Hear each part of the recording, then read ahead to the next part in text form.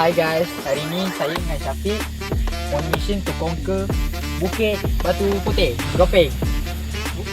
Ini bukan bukit biasa tau. Ini adalah destinasi ekor pengambaraan yang bergantung pada struktur muka bumi. Dah sedia untuk cabaran lasak? Let's go!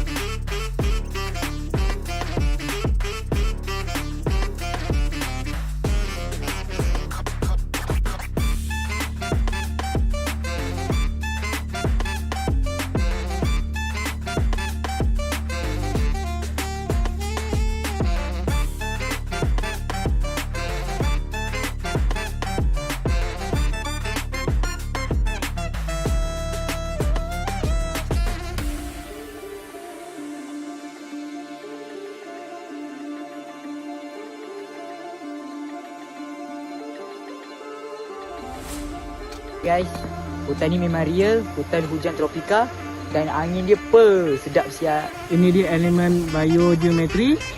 Tengoklah hutan tebal ini. Spesies flora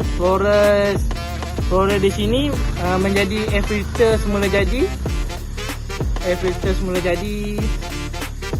Dan ini bukan green screen, ini real.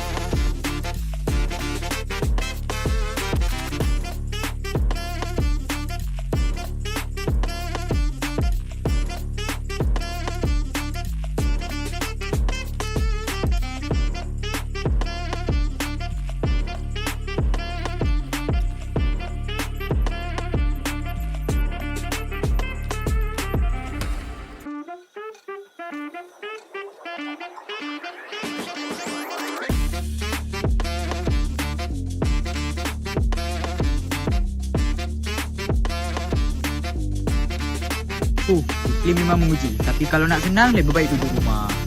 Lihatlah sekeliling kita guys. Inilah hasil dia.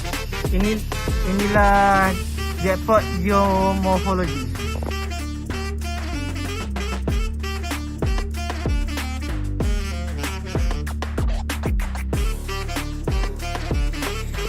Susah-susah dulu, senang-senang kemudian.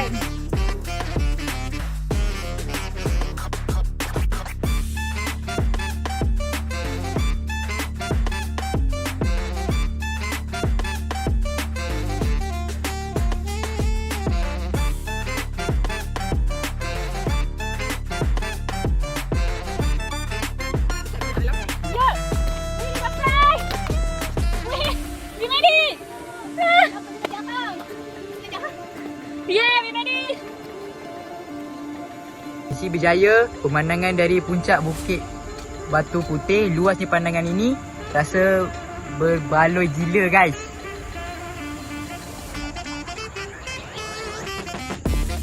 Bukan setakat pemandangan, kedudukan di Gopeng ini pun unik dari segi antrogeografi.